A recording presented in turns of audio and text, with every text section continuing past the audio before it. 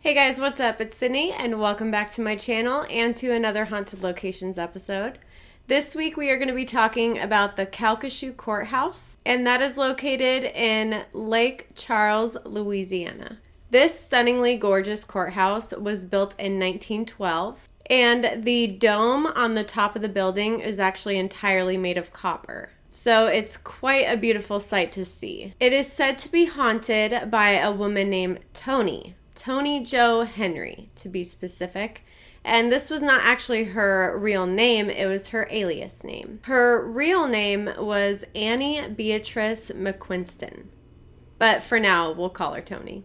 Now, Toni had a really tough life. She was known for being very, very beautiful, but very, very troubled. She was also one of 5 children by her mother and father. Toni's mother, Ella, was actually only 34 years old when she died. And Ella, her mother, actually died when Toni was very young. Toni's father, James, quickly remarried and lived until he was 69 years old and then passed away. Life for Toni after her mother passed away was miserable, to say the least. So she actually ended up running away in her teenage years. She didn't have much options as she was so young when she did run away. So she worked in a dance hall to try to support herself and to make ends meet, and eventually got into prostitution when she was 13. Soon after the prostitution started, her coke addiction started, and she was a coke addict by the time she was 16. So working at the dance club eventually turned her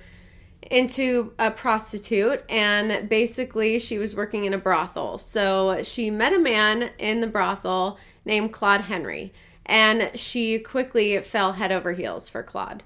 And this was a match made in hell. Claude, or Cowboy, which was his nickname, was actually a career criminal. He killed a cop and was sentenced to 50 years in prison. Now, he would have gotten life if the cop was not off duty at the time. And they were in a drunken argument, bar brawl type deal, so the cop didn't really have much standing as far as his integrity goes in that situation, unfortunately. But he was facing 50 years.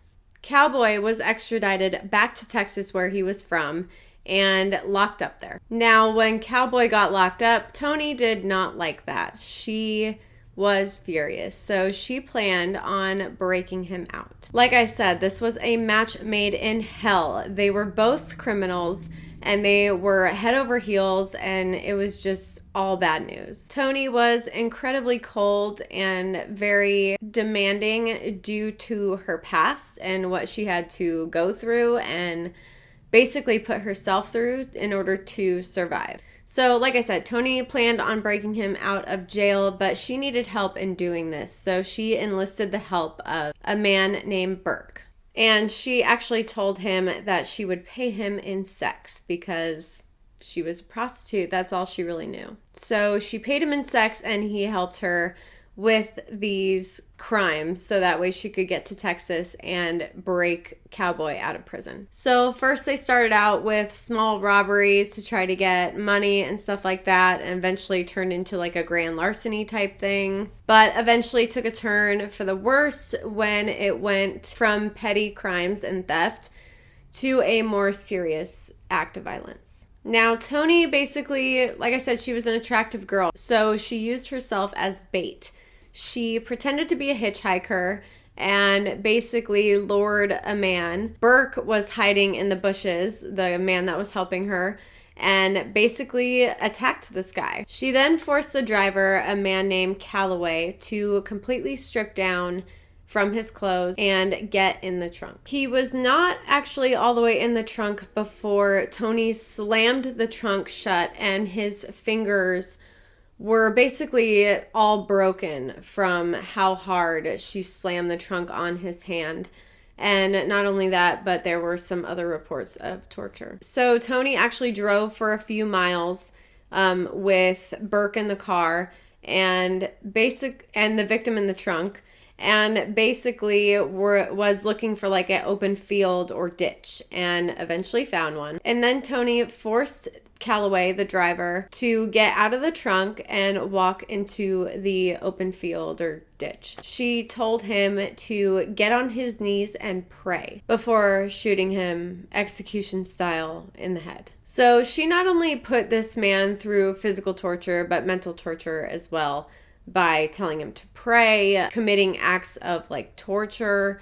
It's just insane how messed up this woman was in the head. So after Tony and Burke had this crime spree and violent streak, they went to a dive bar where they fled and basically bragged about their crimes and was talking about it as patrons of the bar were overhearing. Someone did contact authorities. So after the manhunt and all of this drama with Tony, they were both eventually in custody and Burke was sentenced to death. And this is basically how Toni Jo Henry became the first and only woman executed by the electric chair in Louisiana. Toni showed no remorse at the time of her arrest, no remorse in her confession, and also no remorse in her 3 separate trials. She was ice cold. So that is the backstory of Toni Jo Henry, alias, and the crime that she committed along with Burke to free Cowboy. Now, as far as the paranormal activity goes, people hear a lot of ghost whispers, screams of pain, and a lot of footsteps through the hallway.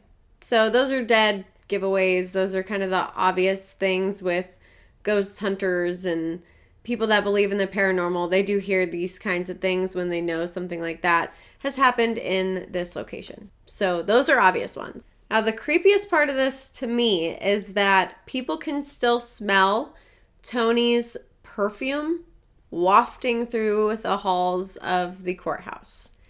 Not only that, but people also smell burning hair and burning flesh as well. So that's pretty gross. Now, as terrible as this whole thing is, the crime, the execution, the lack of remorse, I think it would be incredibly interesting to go here and kind of scary at the same time because Toni was such a evil person that I can only imagine that her spirit would be terrible. So it would be very interesting because I, would definitely love to hear the type of anger or lack of remorse or something in like an EVP. I think that would be very interesting. Kind of sad and disgusting, but still interesting in a sense. So it's a very sad story, and it's kind of like a really fucked up love story, but didn't work out in the end. Sorry, Toni. But I do think it would be very cool. Now, this place is still up and running, so it's not like you can just run in there and start doing EVPs. I think you would have to get some kind of like approval or something, or maybe they don't even let you. Who knows? I don't think it's going to be that easy for me to just go in there and start, ghost hunting. But for historical purposes, I think it would be incredibly interesting just to go here and check it out and learn more about the story if possible. But that is it. I hope that you guys like this episode of Haunted Locations. If you want to go ahead and give me a follow, you can. All of that will be in the outro, as well as my description down below. All of the information is there, as well as a link to my jewelry website as well. If you would like to take a peek at that, it is there. It's Perfect Poison Shop on Etsy. And I will see you guys next Wednesday for the last episode of Haunted Locations Season 2. So I am working on some new topics for new seasons and new ideas. So I'm really excited on that, and I hope that you guys will like them. But if you don't, suck a dick. But yeah, thank you guys so much for watching, and I will see you guys next week. Bye.